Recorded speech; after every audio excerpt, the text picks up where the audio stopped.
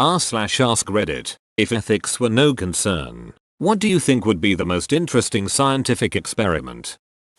Adding a few extra neuroprosthetic limbs to a human. Most research revolves around replacing lost limbs. Why not add a few and see what happens to the map in our brain? Along the same lines, building a direct brain-to-brain interface could be fun, merging two brains. My mind immediately thinks of Machamp. I don't think it would work like that though. Raising a human with no sense of education, social skills, potty training, love, or compassion. It would be interesting to see how wild of a species we could be. There was a child named Jeannie who was found at 13 years old. For her whole life before then, she was locked in her mother's basement chained to a wall. If I remember correctly, she couldn't talk, or communicate at all, or physically move by herself. Since she was found and rescued, many people studied her to understand the effects of what she went through. For example, they wondered how her ability to learn language was affected, and they tried to teach Jeannie how to speak English. But she couldn't because she did not have the mental capacity due to the neglect and isolation, and her vocal cords were not trained to make the sounds needed for speech. It's a very sad story. Letting athletes go wild on taking performance-enhancing drugs. What is the peak physical limit for a human body regarding strength, speed and endurance? Interesting to see the 100 meter in 8 seconds or 10 meters long jump. Already happened. Read about road cycling 1990 to 2005 then. You basically end up having a resting heart rate under 30, and therefore you need to do exercise all the time to keep your heart going.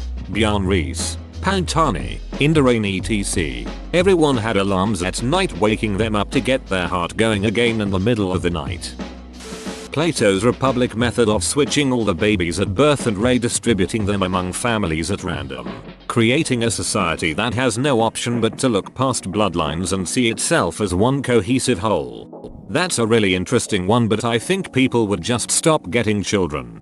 Agreed. Personally, I'm on the fence about having children at all, but I'm fairly certain that if it came that I couldn't have children that are biologically mine, I just wouldn't bother. Twin Town. A village populated by 100 pairs of twins and left to breed for 5 generations. Only twin offspring are allowed to stay in the village. You're going to need a lot more twins. Less than a 4% chance of having twins. 100 pairs is 200 people. Assume 100 men and 100 women and they couple off into 100 procreative partnerships. Very generously assume 4 children per couple. 400 kids 0.04 equals 16 pairs of twins in the first generation. Can't make it to 5 if you're kicking out the non-twins. Let me throw a twist your way. 2 identical cities populated by one of each twin pair. Just compare what happens in 50-100 years. In light of COVID, I would like to see a parallel universe where absolutely zero precautions were implemented by any government and the virus was allowed to run wild. How bad could it get? Or would it quickly hit critical mass and natural selection would proceed and the survivors would end up with COVID being just another flu? I suppose some areas of the globe are probably fairly close to this reality. Pretty sure the only variable that matters is the capacity for health systems to absorb that tsunami wave this would produce. Also Florida. Imagine there is an island with a population of 60 adults, all couples, all fertile, and 30 young children. Each couple has one. Now imagine every single one of them gets an incurable, terminal disease. The islanders are given 30 cures. How will they distribute them?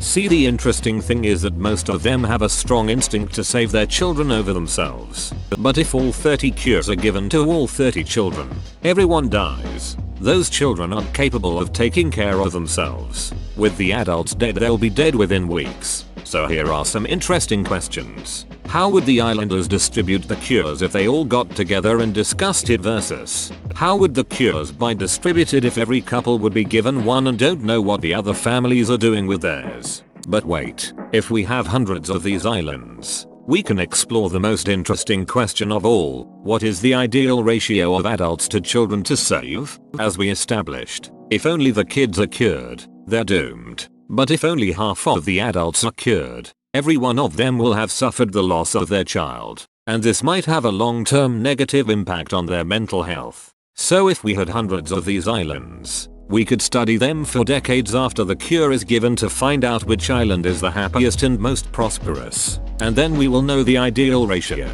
Maybe it's 18 children and 12 adults. Let's find out. An experiment designed to prepare us for what it will be like to live in bunkers for the rest of our life. Or space. Whichever comes first. Take 20-50 people of different races, social classes, religions, ages, etc. Ideally half and half women and men. Lock them in some sort of commune by themselves and just watch. See what happens. Do not tell them why they're there or when they're leaving.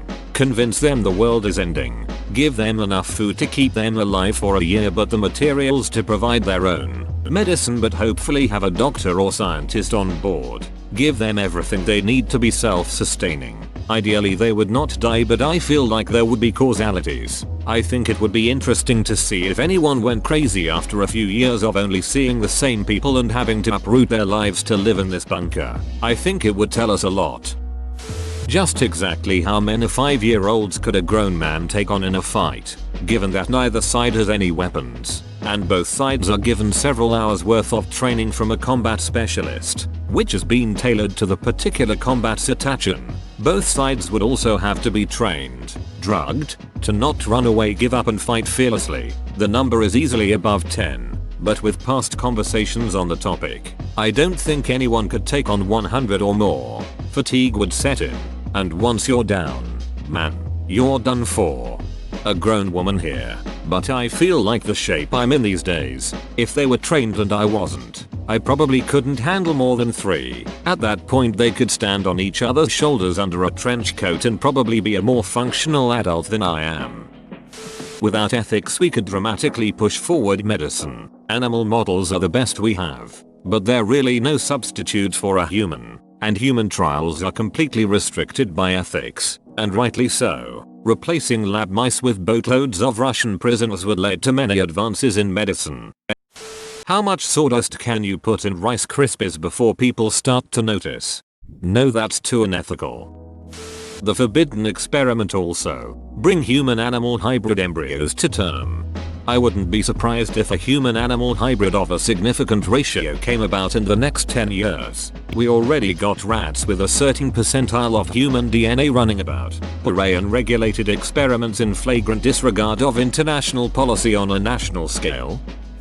2 groups of infants on 2 desert islands. Provide for their needs and raise them, but make no attempt at enculturation.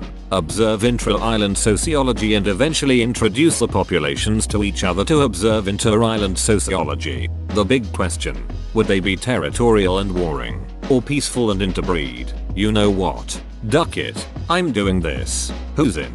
I volunteer 2 of my kids. I am 15 now, but when I do have kids of my own, I will contact you. Maybe not the most interesting, but I think a lot about what would happen if someone lived with a continuous tone or white noise playing from the moment they're born without ever being told about it, and what would happen if one day it stopped. This was basically me until I was about 14. I've had tinnitus for as long as I can remember, thought that was just what quiet sounded like. Then I found out what tinnitus was. Hasn't stopped yet. This is really interesting. I think it's the same as if a deaf person, from birth, without having been told what being deaf means, suddenly can hear. Brain or body transplant. They tried it on monkeys. Complete failure. I mean, it is basically like Lego for doctors, right? Of course you fail a few times.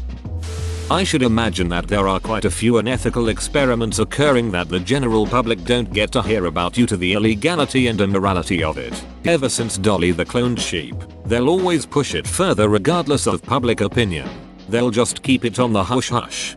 True. For decades, all the way up to the 70s, the government carried out the Tuskegee experiments where they gave black men with syphilis fake treatments just to record the effects. That was only a few decades ago. Who knows what's going on right now that won't be made public until 2060.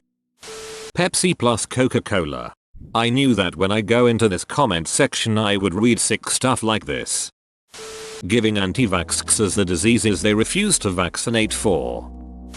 killing someone and bringing them back to life to ask them about the afterlife. I know this can be normally asked to revived patients, so to make it more interesting, it is tested on people with different religious backgrounds to know whether or not what they perceive is dependent on their beliefs.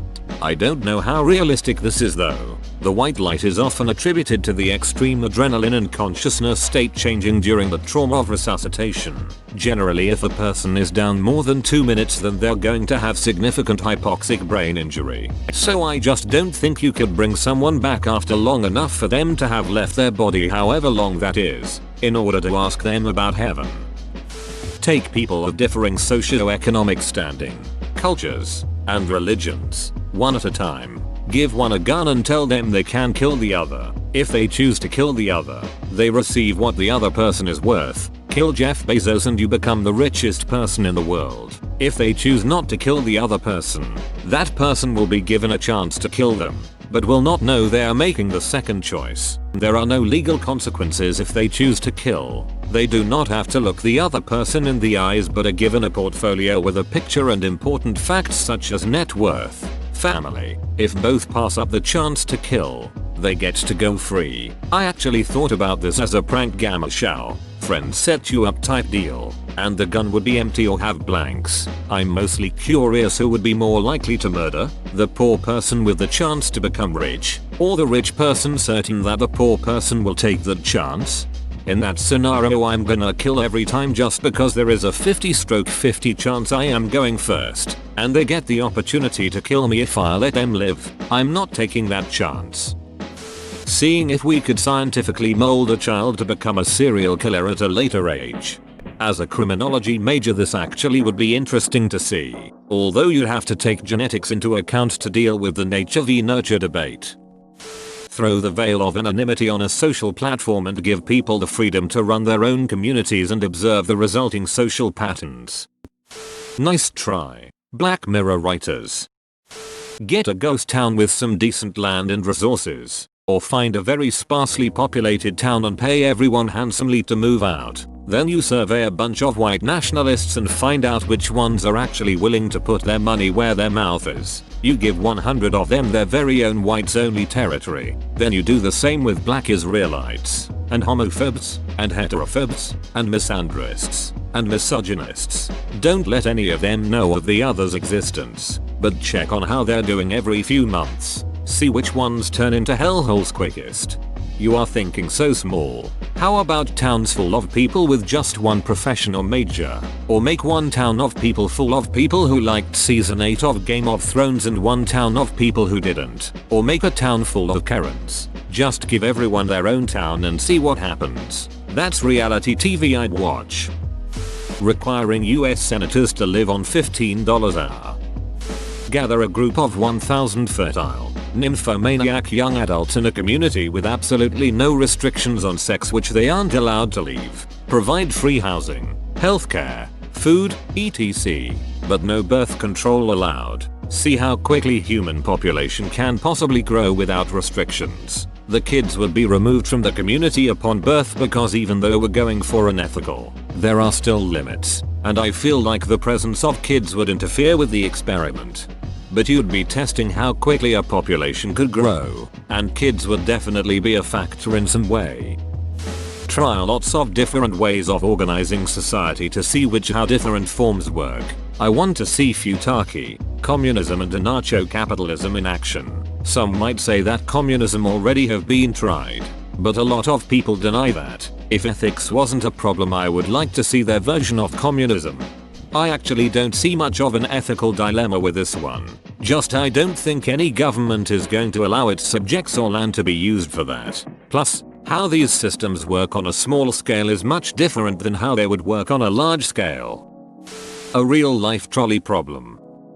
I've always wanted to do an experiment where a baby, for their whole life, is not exposed to the color green. Make sure their environment has no green whatsoever, or have them wearing specific contact lenses or whatever. Then, when they are of a certain age, show them green for the first time. This has essentially already happened, though with different colors. They created those colorblind glasses that allowed those unable to see a particular color the ability to see it through the glasses. Lottery to allow breeding in humans. To try over many generations to breed in a genetic luck tray. Eugenics in general is powerful, but in humans it's the express lane to nightmare land. Consider dogs. Selective breeding has shaped wolves into all manner of dogs. Selective breeding also works in plants, and this is how crops have been improved to increase farm yields globally. Humans are just animals. 2. Selectively breeding humans for desired traits would work the same as it does for dogs and tomato plants. What human breeds could be created? Of course. That kind of research would be an absolute horror show of cruelty, so it's forbidden for very good reasons. Large-scale psychological experiment. Doomsday. Announce a mass extinction-size asteroid is on an unstoppable earthbound track. ETA 30 days. Watch how the public reacts. Whoa, you made it to the end? You're a ducking beast. I'll cut you a deal. Smash like and subscribe for more curated content, bruh. It's free and that's a great price.